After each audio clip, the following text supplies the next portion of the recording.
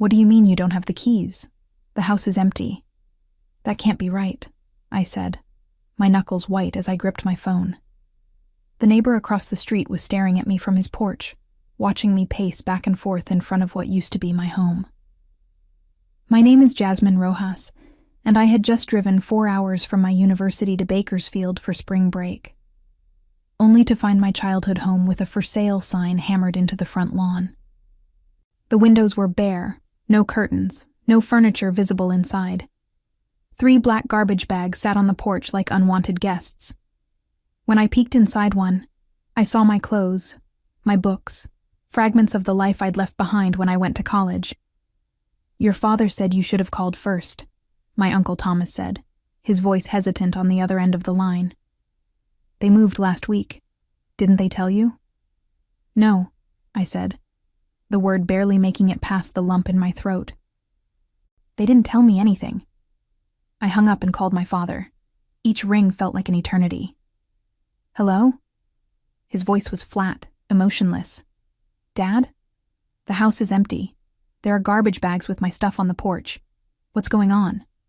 A pause. Then, "We moved. You're an adult now. Deal with it." The line went dead. I stared at my phone, stunned. I called back, straight to voicemail. I tried my mother's phone. The same. My younger brother's phone. No answer. Just like that, I had been erased from their lives. No warning, no goodbye, not even the courtesy of a forwarding address. I stood there, watching the sunset cast long shadows across what used to be my front yard. The maple tree my father and I had planted when I was 8 still stood tall, its branches reaching toward a house that no longer belonged to us. I had sent part of my scholarship money home every month. I had maintained a 3.9 GPA in pre-law while working part-time. I had been the responsible one, the quiet one, the one who never caused trouble. And this was my reward. I didn't cry. Not then. Instead, I picked up those garbage bags and loaded them into my car. I checked into a motel for the night, laying out my salvaged possessions on the scratchy bedspread. A few textbooks, winter clothes I'd left behind, a broken picture frame with a photo of my family at the beach 3 summers ago. Everyone smiling. Everyone a liar. That night, I made a decision. If they wanted to erase me, I would return the favor. I would cut all ties. And I would build something they could never take away from me. I grew up believing family meant unconditional support. My parents had immigrated from Mexico before I was born, and family first was practically our household religion. My father worked double shifts at the manufacturing plant, and my mother cleaned houses. They reminded us daily of their sacrifices. "We came here with nothing so you could have everything," my father would say over dinner. "Education is your ticket." I took those words seriously. While other kids went to parties, I studied. When my high school friends got summer jobs at the mall, I interned at the local courthouse. My acceptance to university on a pre-law scholarship was supposed to be the first return on their investment. My younger brother, Gabriel, was different. He struggled in school, preferred video games to books, and had been caught shoplifting twice.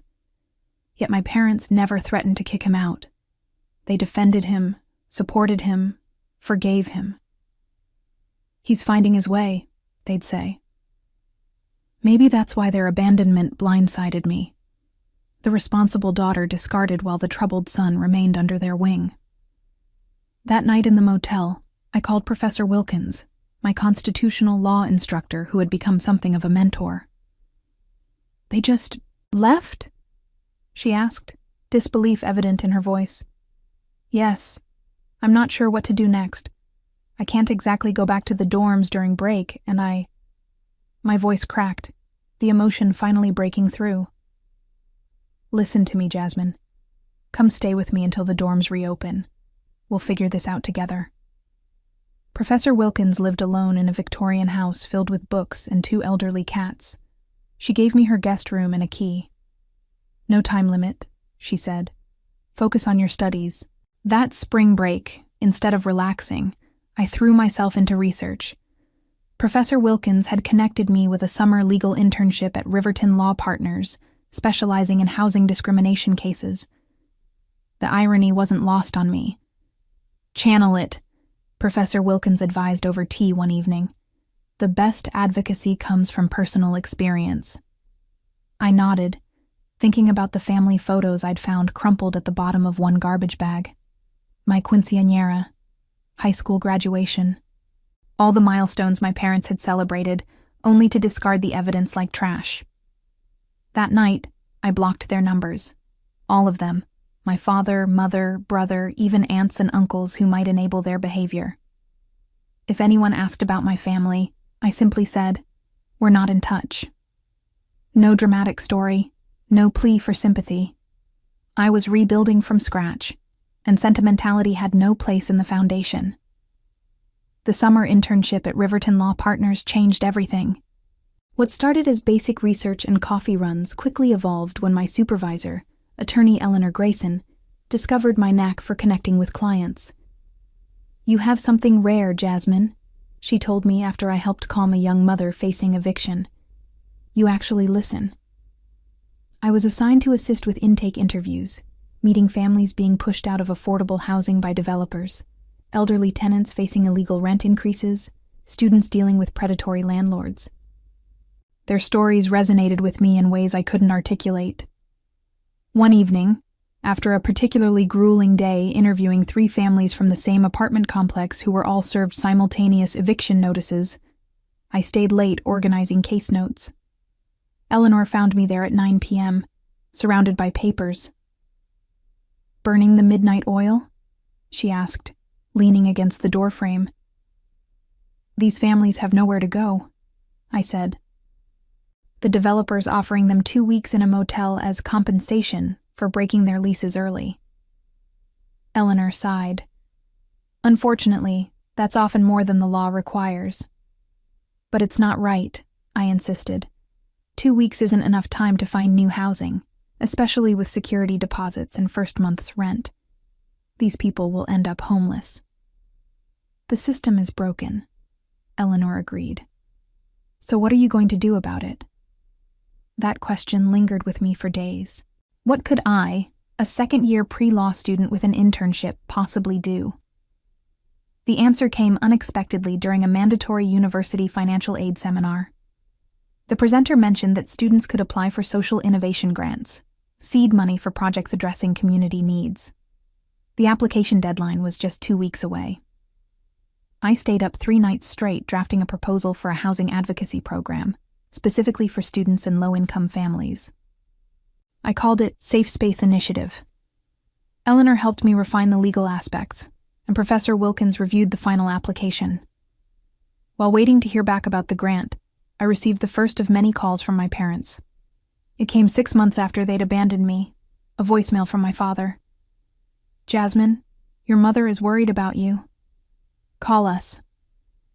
No apology, no explanation. Just an expectation that I would respond to their summons like an obedient daughter. I didn't call back. 3 days later, another voicemail. "This silent treatment is childish, Jasmine. We're your family." I saved the message but didn't respond. The calls increased in frequency. Sometimes my father, sometimes my mother, occasionally my brother. Their tones ranged from demanding to pleading. None acknowledged what they had done.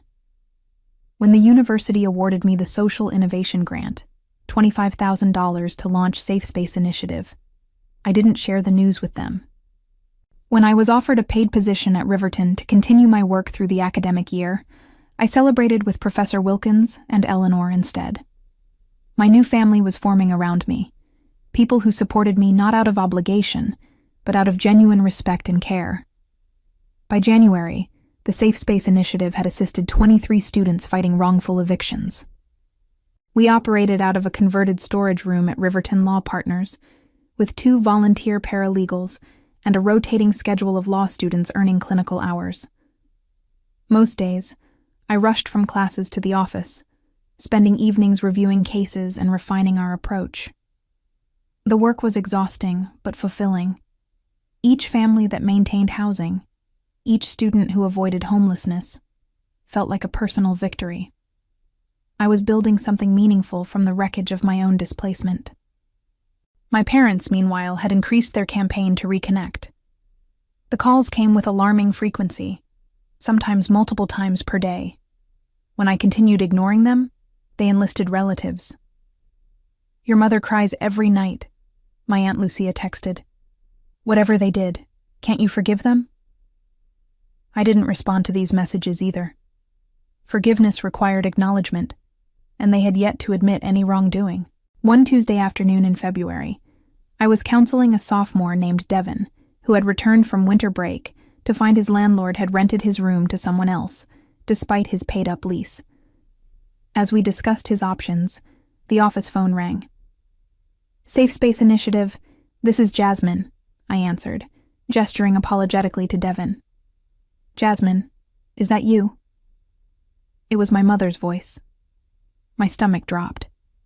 "How did you get this number?" "It's on your website," she said. "Why haven't you returned our calls? We've been worried sick." Devin shifted uncomfortably in his chair. I covered the mouthpiece. "I'm sorry. I need to handle this.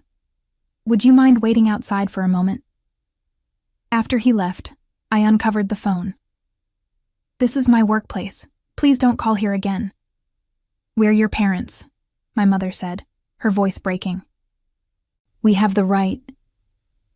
"You lost that right," I interrupted, "when you put my belongings in garbage bags and sold our house without telling me. I'm not doing this now." "Your father made a mistake," she pleaded. "We had financial troubles. The house was being foreclosed on. We were embarrassed." For a moment, I felt a crack in my resolve. Financial troubles? Foreclosure? They had never mentioned money problems.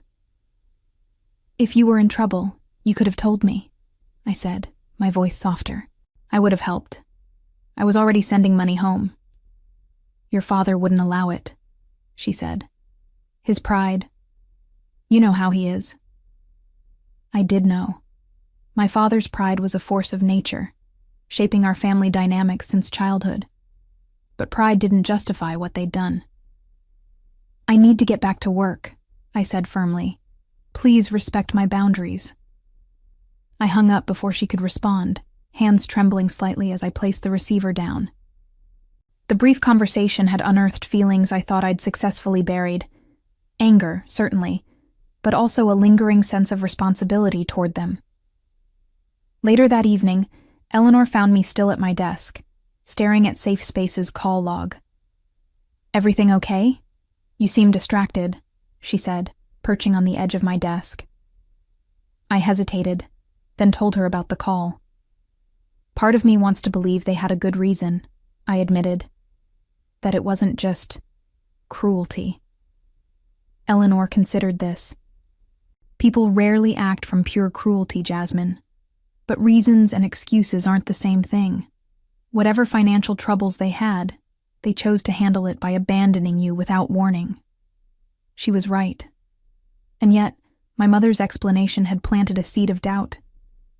What if there was more to the story? What if they had been desperate? The next day, against my better judgment, I did something I'd resisted for months. I searched for my family online. What I found shattered any emerging sympathy. A cheerful Facebook post from my mother dated just 3 weeks after they'd moved, showing her, my father, and Gabriel smiling in front of a new house. The caption read, "New beginnings, so blessed." There had been no financial crisis. There had been no foreclosure. There had just been a decision to leave me behind. The unanswered calls accumulated like falling snow, 120, 150, 200. My parents' voicemails evolved from demanding to pleading, occasionally peppered with information about their new lives, as if we were having a normal, ongoing conversation instead of a one-sided bombardment. Gabriel got accepted to community college, my mother reported in late March. "He's studying computer programming. You always said he was smart."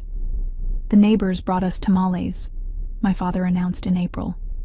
Not as good as your mother's, but they're trying to be welcoming. These casual updates infuriated me more than their earlier demands. They were living their lives, forming new community connections, celebrating milestones, all while I was still processing the trauma of their abandonment. Meanwhile, Safe Space Initiative was gaining attention. A local news station ran a feature on our work, interviewing several students we'd helped. The university newspaper followed with a profile highlighting my innovative approach to housing justice. These small spotlights increased our caseload dramatically. "We need more resources," I told Eleanor one afternoon, gesturing at our overflowing intake folders. "More volunteers, more space, more funding." "I might have a solution," she replied. "The Watkins Foundation is accepting proposals for their annual social justice grants. The award is substantial, enough to hire staff and rent proper offices." The application process was grueling. I spent weeks drafting and redrafting our proposal, gathering testimonials from clients, and compiling data on housing insecurity among students. The final document ran to 47 pages, detailing Safe Space's mission, methodology, and measurable impacts. 2 days after submission, I received a call from an unfamiliar number with my hometown's area code. "Hello?" I answered cautiously. "Jasmine, it's Mrs. Hernandez from next door." Our former neighbor. I hadn't spoken to her since the day I found the house empty. "I hope it's okay that I called," she continued. "Your brother gave me your number. He said you might not answer if you saw their names on caller ID." My defenses rose immediately. "If this is about reconnecting with my parents—" No, she interrupted. "Well, not directly. It's about the house. Your old house. Someone broke in last night. The police think they were looking for valuables, but of course the place is empty. Your father asked me to check if perhaps you had come back for something. He didn't want to report a break-in if it was just you." I nearly laughed at the absurdity. "I haven't been back since that day, Mrs. Hernandez. Besides, I don't have keys anymore." "That's what I told him," she sighed. "But there's something else. The intruder left something behind. An envelope with your name on it. The police gave it to me since I'm watching the property." My heart skipped. "What does it say?" "I haven't opened it," she said. "It's addressed to you. But it looks official. There's a law firm's name on it." "Official mail at my old address? No one should be sending me legal documents there. I'd updated my address months ago." "Can you open it?" I asked. "Just tell me what it says." I heard paper tearing, then silence. "Mrs. Hernandez? It's about your grandmother's estate," she said finally. "Your maternal grandmother. In Mexico?" My grandmother had died when I was 13. I barely remembered her. "What about her estate?" "It says you've inherited property in Oaxaca," Mrs. Hernandez read slowly. "And there's a bank statement. Jasmine, it shows a balance of over $400,000. My mind reeled. That can't be right. My grandmother lived simply. She didn't have that kind of money. The letter says the property was developed after her death. Resort condominiums. Your portion is the proceeds from the sale of 2 units. I grabbed a pen, scribbling as Mrs. Hernandez dictated the law firm's contact information. My hand shook as I processed the implications. Does it say when this inheritance became available? Mrs. Hernandez paused, papers shuffling. Yes, it was finalized last March. Last March, 1 month before my parents abandoned me. The timing couldn't be coincidence. They had known about my inheritance, and they had left me behind anyway. The Watkins Foundation called while I was still processing the inheritance bombshell. We'd been selected as finalists for their grant and needed to prepare a presentation for their board. Under normal circumstances, this would have been cause for celebration. The foundation's backing would transform Safe Space from a scrappy student initiative into a legitimate nonprofit. But I was distracted, my thoughts circling back to my grandmother's unexpected legacy. After consulting with Eleanor, I contacted the Mexican law firm handling the estate. They confirmed everything. The inheritance was legitimate, the money was mine, and, most tellingly, notification had been sent to my parents as my legal guardians over a year ago, when I was still 19. They kept this from me, I told Professor Wilkins during one of our regular dinners.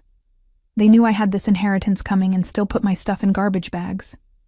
She set down her fork. Have you considered why? Money, I said bitterly. They probably thought they deserved it more than I did. Perhaps, she conceded. But hiding an inheritance is difficult. You would have found out eventually. Maybe they were planning to tell me on their terms, to make me grateful, dependent. I pushed my plate away, appetite gone. Or maybe they never planned to tell me at all. The inheritance funds were transferred to my account 3 days before the Watkins Foundation presentation. I hadn't decided what to do with the money, but its presence offered a strange security. For the first time since finding my childhood home empty, I felt financially untethered from my past. The Watkins presentation was scheduled for a Saturday afternoon in May. I arrived at the Foundation's downtown offices an hour early, reviewing my notes in the sleek waiting area. Our proposal requested $300,000 over 3 years to expand Safe Spaces services beyond the university to the broader community. Eleanor arrived 20 minutes before the scheduled time, impeccable in a charcoal suit. Ready? She asked, sitting beside me. As I'll ever be, I replied, straightening my own carefully selected blazer. Navy blue, professional but not intimidating. The board can seem formal, she warned, but they care about impact. Focus on the human stories, how Safe Space changes lives. We were escorted into a boardroom where 8 people sat around a polished table. I recognized several from my research: local business leaders, philanthropists, a former judge. The Foundation's director, William Watkins himself, rose to greet us. Ms. Rojas, Ms. Grayson, welcome, he said, gesturing toward the presentation area. We've been impressed by your written proposal. Show us why Safe Space deserves our support. I connected my laptop to their projector and began. The presentation outlined Safe Space's journey from student project to community resource, highlighting key cases and systemic impacts. Eleanor chimed in with legal context, explaining how our model filled gaps in existing services. 20 minutes in, as I was describing our vision for expansion, the boardroom door opened. A Foundation assistant whispered something to Mr. Watkins, who nodded. I apologize for the interruption, Mr. Watkins said. Ms. Rojas, there are some people here claiming to be your family. They're quite insistent on speaking with you. My heart stopped. My family? They say it's urgent, he added, looking uncomfortable. We can ask them to wait until we've finished. Eleanor touched my arm supportively. Your call, Jasmine. I took a steadying breath. After months of unanswered calls, my parents had tracked me down to perhaps the most important professional moment of my young career. The timing couldn't be worse, or more telling. Please tell them I'll speak with them after the presentation, I said, my voice remarkably steady. This is too important to interrupt. Mr. Watkins nodded approvingly, and the assistant left to deliver my message. I turned back to the presentation, but inside, my mind was racing. What could possibly be so urgent after nearly a year of silence? I finished the presentation on autopilot, my voice professional despite the emotional turbulence beneath. The board asked insightful questions, which I answered thoroughly, determined not to let my personal drama affect this opportunity. When they finally thanked us and promised a decision within 2 weeks, I felt hollow, rather than hopeful. You were excellent, Eleanor said as we gathered our materials, especially under the circumstances. Outside the boardroom, my parents and Gabriel waited in the reception area. My mother rose when she saw me, her face a complex mixture of emotions: hope, fear, determination. My father remained seated, his expression guarded. Gabriel hovered awkwardly between them, looking everywhere but at me. Jasmine, my mother began, stepping forward. "We need to talk." Eleanor squeezed my shoulder. "I'll give you privacy. Call me later." I nodded gratefully, then turned to my family. "Why are you here? How did you even find me?" "We saw the newspaper article about your housing program," my mother explained. "It mentioned the Watkins presentation today. We've been trying to reach you for months." "I'm aware," I said coolly. 247 calls is hard to miss. My father finally stood. "This has gone on long enough, Jasmine. You're being childish." A bitter laugh escaped me. "Childish? I came home to find my belongings in garbage bags. You sold our house without telling me. You abandoned me. And I'm the childish one?" "We made a mistake," my mother said, her voice trembling. "We want to make it right." "Now you want to make it right?" I asked. "After a year? After I've rebuilt my entire life without you? Why now?" Gabriel shifted uncomfortably. "Just hear them out, Jazz." "I know about the inheritance," I said flatly. "Is that why you're suddenly interested in reconciliation? Because the money came through?" My father's face darkened. "You've always been so quick to judge. And you've always been so quick to discard," I countered. "You knew about my grandmother's estate last March. You kept it from me, then threw me away." My mother's eyes widened. "You know?" "I know everything," I confirmed. "The question is, what do you want now?" The foundation's reception area wasn't the place for a family reckoning, so we relocated to a nearby coffee shop. I sat across from them, maintaining physical and emotional distance as they attempted to explain the inexplicable. "We were ashamed," my mother admitted, cradling her untouched coffee. "The foreclosure. Your father lost his job and I couldn't make enough cleaning houses. We couldn't tell you. So instead of asking for help, you abandoned me." I kept my voice low, controlled.